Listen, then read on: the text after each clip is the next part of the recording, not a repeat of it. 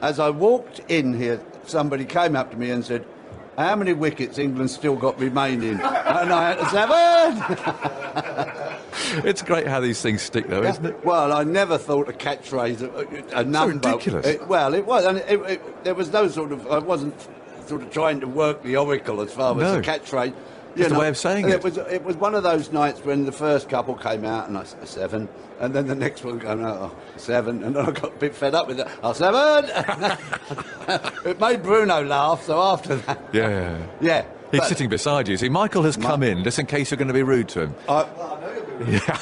Now, let me tell you this. Michael Vaughan, OK, he lacked a little bit in his Latin American dance, and I think he would honestly agree with me. However, as a ballroom dancer, tall, slim, elegant, wide elbows, gorgeous posture, and lovely movement. And what he lacked in certain areas, he made up for in others. Look else has come in. Look out! Tuffers is now in. we've got the opposite. Here we are. Look at Tuffers. Hey? What do you make it? Well, the bionic bum. Look at Tickle the Trout. Oh, we did a salsa. We did the Strictly tour after the main show during January. They go on tour, and the pair of them were on the tour. Right. Vaughan and Tuffers. Well, Tuffers did a salsa that got more and more bizarre as it went on. His bottom, it was like he was chewing a toffee. It was all squidgy and squirty. Then he did this move where he was alluring his partner with his fingers, and I called it tickling the trout because it was the most bizarre performance. He was a bit of a shimmier, I remember. Tuffers. Oh, yes, he could shake it and bake it. Yes. What's nice is you all clearly get on very well. I mean, we'll come on to dancing in a minute properly, but, I'd love to see those two again. Obviously very fond of you, Len. Look, well, I don't know. I tell you, because we had Michael and Tuffers both on the tour, on the Strictly tour. Yes. And it was so much fun, honestly. But the bizarre thing is they do the same 2 dances night after night, and weekends they do the same dance twice on a Saturday, twice on a Sunday. So they get really, really good. Yes. Apart from Tuffers and his salsa. But that just got more and more bizarre. What he lacked in dancing skills, he made up for, honestly, in entertainment. Character. And I know that by the end of the run that we did, I was giving Tuffers a 10. He got a 10 from Len. Did he? Yeah. Mike got a 10 from Len for his ball. Oh, I couldn't help myself. But the thing was, I was so fed up with the whole tour, I gave everyone a 10. But they deserved it, both of them. And you must have quite a lot of respect for these fellows, admiration, actually, for coming on and doing it. Sometimes I'm maybe a little bit on the critical side, but quite often that's not because I want to be critical, it's because the show is live. Yes. And the only way that, if they're running a bit over, the only way they can make it up is really through the judges, because the dance is the dance and so on. So they'll come while they're just between dances and say to us, we're running 2 minutes over, you've got to be really short. So whereas I prefer to do like a little bit of positive if I'm going to do a negative, so I might say, you've got lovely posture and your hold was good, unfortunately. Your footwork, and I thought I'd do a positive and a bit of negative. Sometimes you can't do that because they say you've got 5 seconds. So you have to just pick on one thing. Exactly. But overall, I try to tend to be more positive than negative. And the reason, I've got so much admiration for all of those celebrities. To go on a ballroom dancing thing live in front of millions of people and one go. It's not as though it's pre-recorded and you can go, well, I'll muck that up a bit. Can I have another shot at it? You have no other chance. You have no other chance. It's in there and you do it. And I don't know why they do it. I don't know why you'd put yourself through it. It's a bit like me having to go out there and face those fast bowlers. I could not do it. No. Unless I wore a full suit of armour. No, I'm not worrying about a few bits of padding here and there. I would have to have a shield and a full set of armour. I couldn't run, obviously. Piece of works. That's why I started playing a bit of... I played as a kid at school, and then after that I was working in a firm, and they had a bit of a cricket team, and if they couldn't find something, Goodman would turn up for us. And so I did, and I used to go in and play a bit for them, just really to make up the numbers. But I stopped when we played some team from Tooting, I think, or somewhere like that. And there I go. In they said, well, you can go in number 8 then. And in I went, and then I've got this man coming at me. I've got a glove on that all it had was like rubber spikes. Oh, they were the ones, weren't they? Yeah. Little green rubber spikes. Green rubber spike, one glove, one pad, Oh. right, nothing else. I stuck a toilet roll down me underpants to give myself a bit of protection in the nuptials. And then I've got this man running at me and throwing a ball as hard as he could. Yeah. And all I've got is a bloody old bit of wood. I thought, life. I've got to preserve my life here. How'd you get on? Listen, my proudest moment in cricket was just after I left school. They didn't know I was no good at cricket. But anyway, I went in opening bat and I carried my bat. Good Lord. 9 runs. You're joking. I got 9. 9 not out? 9 not out, and I was the first one in. Yeah. And the others were all out? I was mostly ducking and diving, and I was just prodding it out, and I got 9. It must have been a brilliant 9. Listen, I wish somehow there'd been a recording of it, because it would go down in the annals of history as one of the finest innings ever seen in this country. What happened to the others? They just got blown away? Well, they got blown away here and there, but I got 9 and they never got me out. But when I was a schoolboy, we used to play, and I only went to a secondary modern school, nothing special. And the team that was our nemesis, Chislehurst and Sidcup Grammar School for boys. Still remember. They had a boy called Grover, who was a man amongst kids, really. He was about 14, but he looked 20. He was twice as big as anyone else, and a good-looking boy, could play football. He was a natural. Yes. And he was the one that always used to carry his bat. You could never get him out. He bowled brilliantly well. So, and we'd never beaten Chislehurst and Sidcup Grammar School. So, my mate Dickie Dawson was bowling, and I was somewhere sort of mid-wicket somewhere. Second ball, first ball he whacked it for 4, as he would. Second ball, he hit it as hard as he could at my face. I stuck my hand up and I caught it. Out. Oh, big Grover gone. Brilliant. I turned to my mate Dickie, and all I did was lifted my fist, got it. And he went, that was it. That was as far as it went. And he went, wee. Not loud, just like that. Just enough. Next day in assembly, we beat them. Yes. We beat Chislehurst and Sidcup. First time in years? Never beaten them. No. We're in assembly, we'd done the Lord's Prayer, and I always used to stand next to Dickie Dawson, mainly because he could pass wind at will, and he always let one go during the Lord's Prayer. He'd give us this day our daily bread, and then he'd let... That's quite amusing, I suppose. Well, he was talented, because he could, not only that, he could curly whistle. I can't curly whistle. He could yodel. He was a good drawer. Yeah. He was a real hero of mine as a kid. Anyway, the headmaster called us up. He said, Goodman and Dawson, come up onto the podium or whatever. Yeah. We thought, here we go. Yeah, 6 of the best. No. This was over the cricket. Oh, I see. I thought we were going to get congratulated for getting Grover out.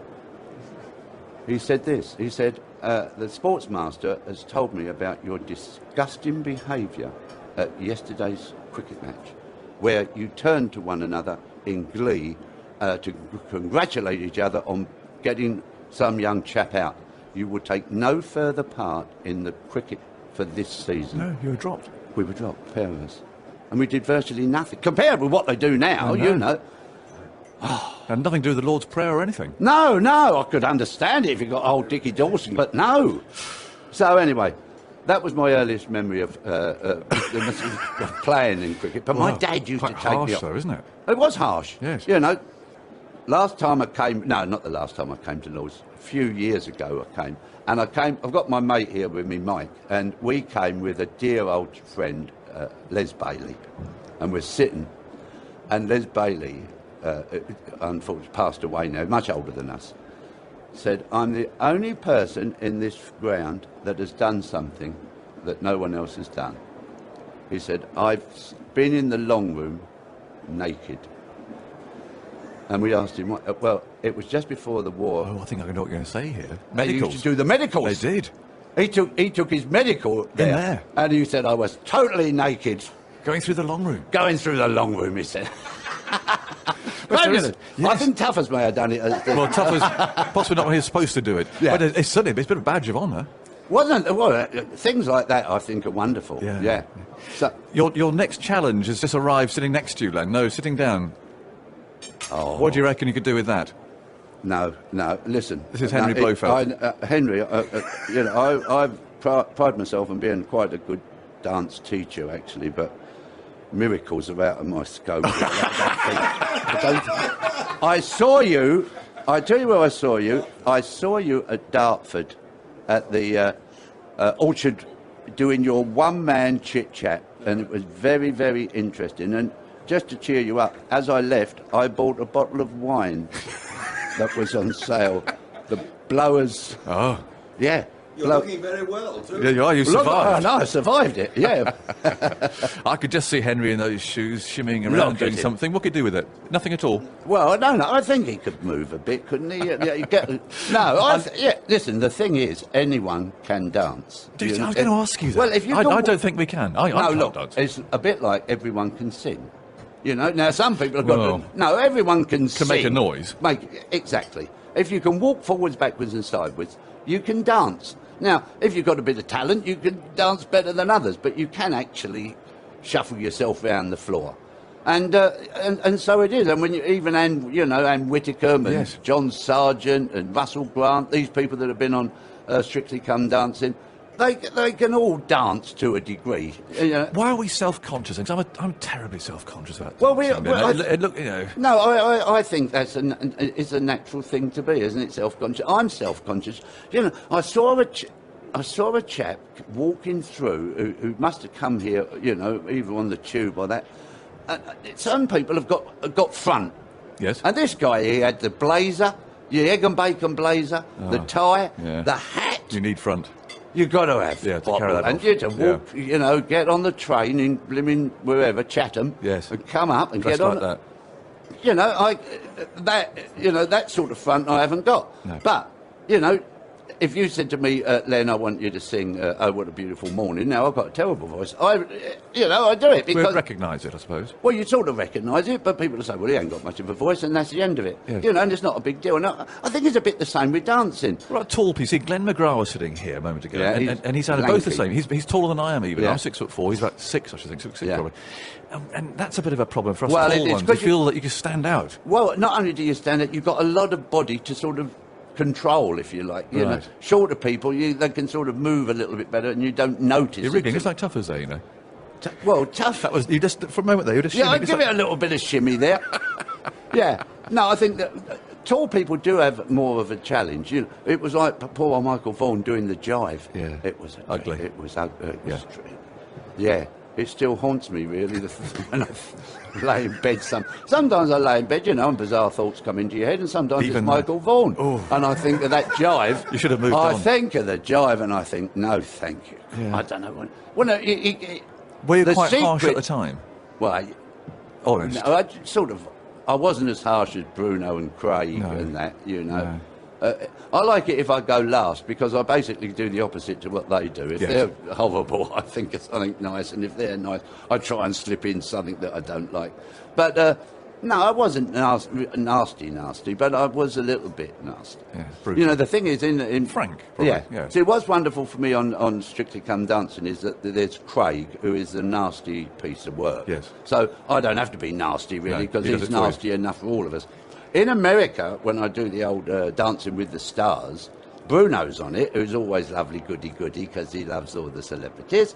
And you've got the lady from the Hawaiian lady, who's American, and she loves everyone. Right. So someone has to give the panel a bit of balance, so I become the nasty-ish one. So I'm more critical and harsh on American television than I am on the British. But do you feel a bit guilty about that or not?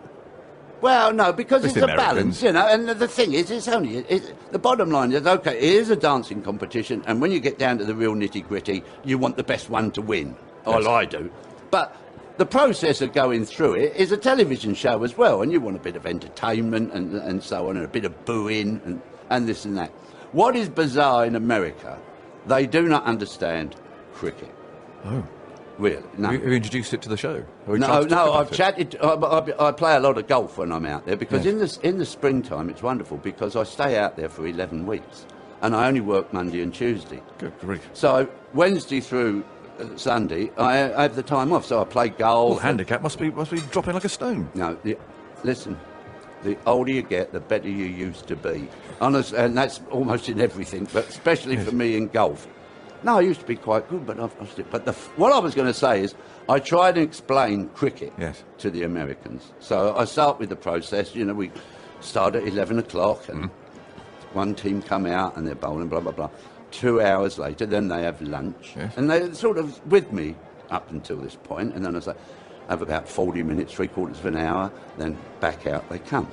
And the same process goes along.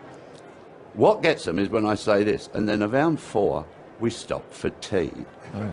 You stop for a cup of tea? They can't get it. They can't get it. Really? And they think it's a sissy game, right? Oh. No, but then because baseball, I say, why do they have that huge glove? I say, and then I show them, I go on the old laptop. Yes. Greatest catches ever, and you get Collingwood and this and that. Oh. I say, this ball is as harder than a baseball. Yes. And no silly big girly gloves. I said, baseball.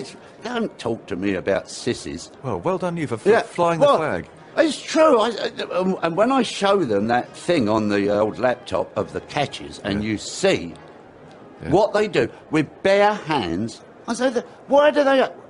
Perhaps you know, why do they have that great big glove? Because it hurts, I suppose. Isn't that big sissy boys? Absolutely. No, I'm with you. You show them Michael Holding belonging to Brian Close in 1976 at Old Trafford. Do you remember that? When the poor old boy was absolutely beaten up. You show them that next time. Yeah.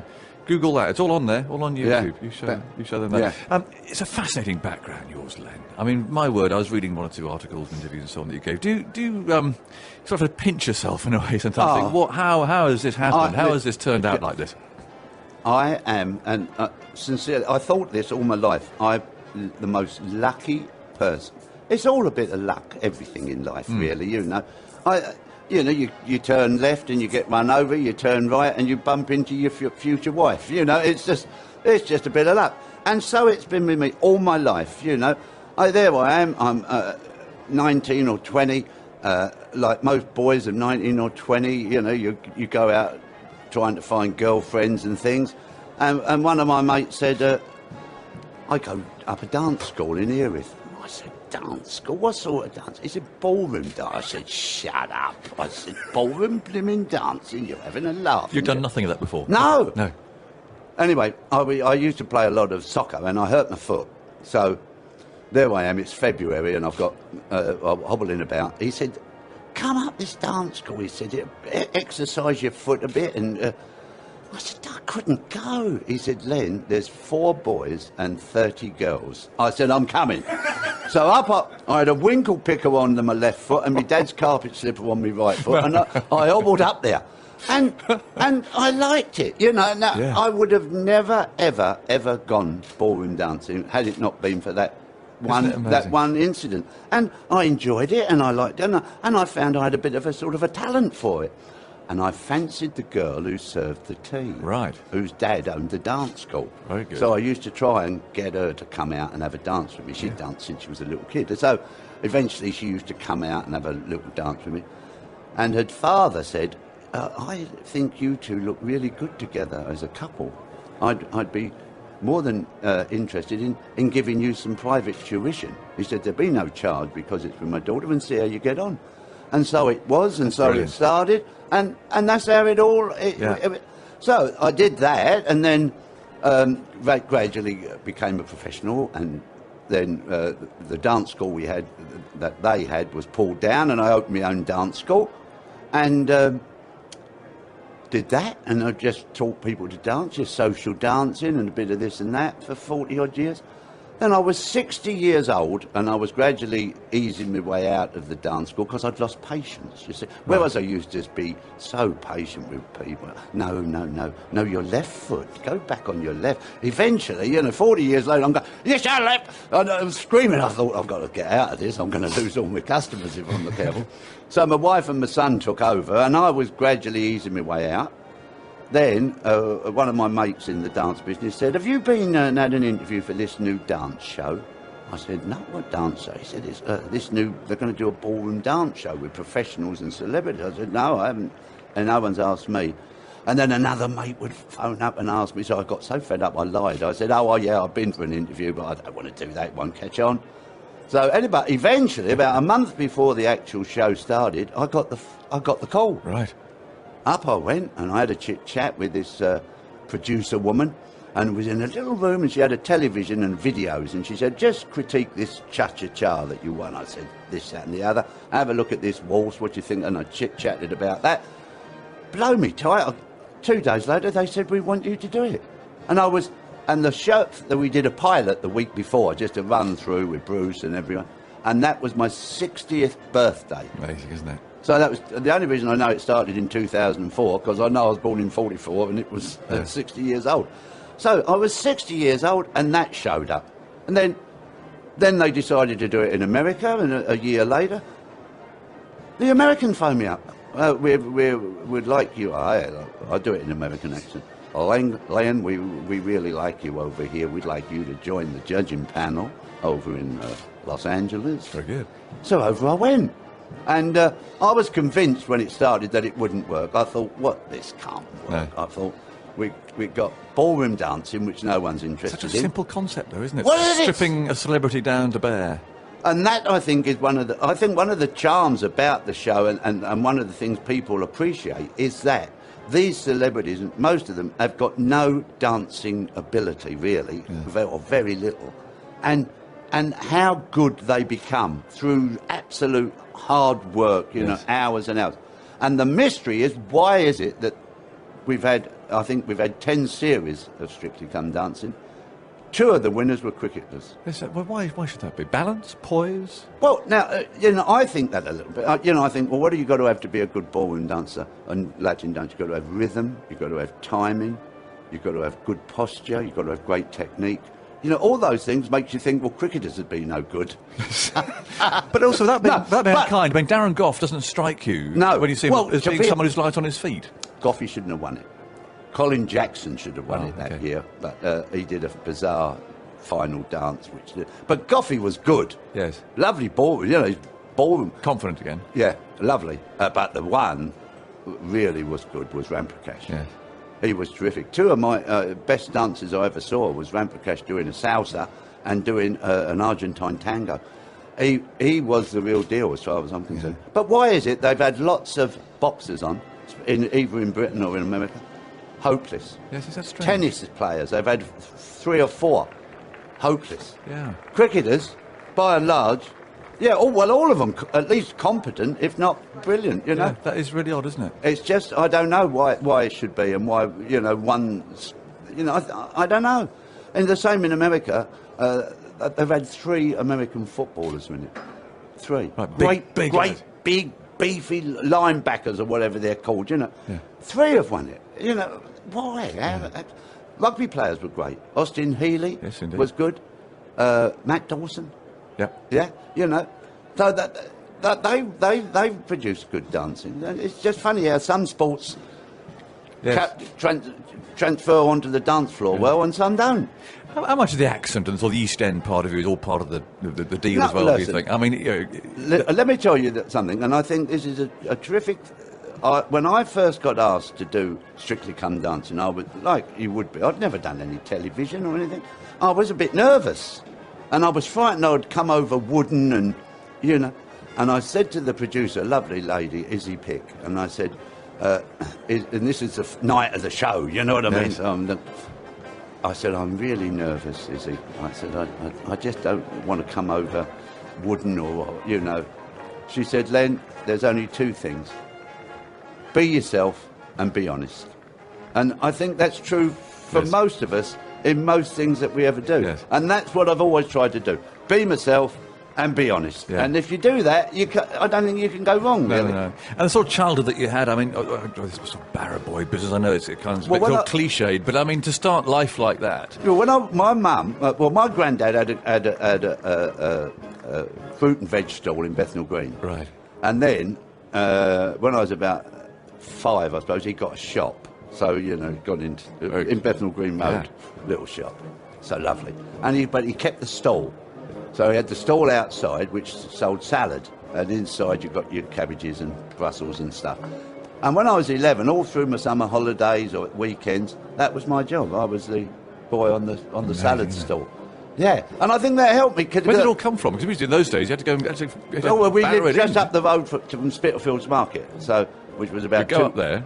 So my granddad would originally, when he first started, Monday mornings he'd pawn his overcoat or his watch or something, get 10 bob, and he'd take his 10 bob and go down to Spitalfields and buy what he could buy, and back he'd come and he'd sell that, and he'd go on till Saturday night. Then he'd go into the pawnbrokers, get his watch back, and then drink or give my nan a bit of money, and then Monday morning to start all that again, and that's how it was. And gradually they got another shop. They had 3 shops in the end, and it was in the time before supermarkets. So nowadays everyone gets their stuff in. Hello, what's happening?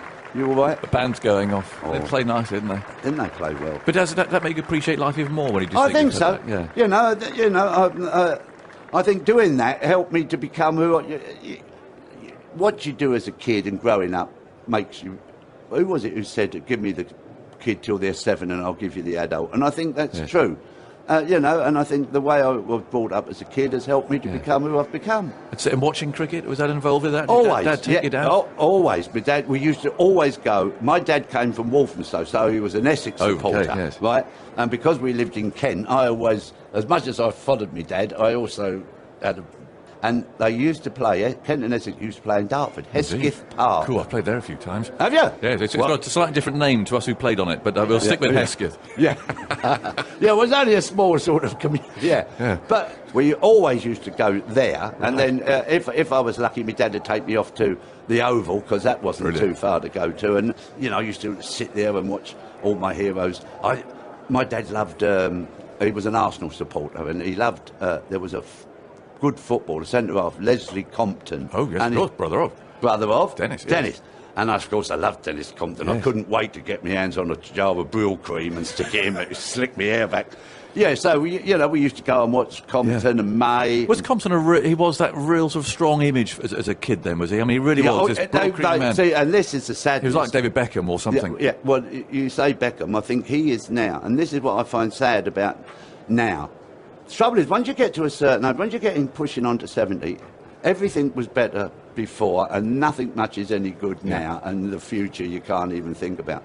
And when I was a kid, there were so many people that you looked up to, proper role models, as far as, May and Compton, and I remember with my dad watching Trevor Bailey, and he was, he was trying to, England were in a bit of trouble, and he was trying to keep his wicket as long as he could, and he was out of his depth really, and he was just letting the ball bash him, really, and never rubbing it, and bulldog British spirit. And yet what's odd about that thing, about the fact that, you talk about those role models, you had such little access to them, though. I mean, apart from a newspaper, how else would you have known about these probably people? that's probably, you sort of shattered my illusion now. It's probably the fact that you do. They were just up there. They were. People talked about them reverentially. Yeah. Now, of course, any little thing that any of them do, staggering out of a club or something, it's all in the papers. In those days, you just admired them and for the sporting people that they were. Now, I feel sad really, because I feel sad for the youth, because I don't know who they look up to now. There's not many people that you can. Beckham is a good example, though. Yes, he is. And some of the... He should dance, shouldn't he? Oh, He'd be good, wouldn't he? Well, why would he? I don't know. He wouldn't want the money for a start, would he? He doesn't want the publicity. But I'd have thought that programme would be more about that. I thought that the programme really is about proving to yourself that you can do it. It's a challenge, isn't it? Well, it would be if I think that's the right attitude to have. But I think some of them go on it as like a sort of a celebrity job centre, if you know what I mean. Right, revive a flagging career. Yeah, no, you're not seen them for a long while, and then suddenly, oh blimey, I hadn't seen him for years, and the next thing you know, they're hosting the lottery. So. Has anyone had a complete nightmare on it? I mean, has there been a complete? Yeah, there was a boy on it called Matt D'Angelo, who was from EastEnders or something like. Forgot the whole routine. Did about 4 bars. And you could feel it. He forgot it, and he forgot it. Oh, how horrible! And she tried to shove him along, and then he forgot the next bit. And then 10 bars before the end, he just walked and sat on the stairs. Oh no! Yeah. What can you say then? Well, nothing. And we all had to say the truth. Terrible marks. But of course, the viewers felt so sorry for him. Yeah. Poor little devil. My mum told me off when I got back because fancy being so nasty to that poor little boy. You made me I had to vote 7 times for him. So so summed it up. Yeah. So, and that's the charm of the show, I think.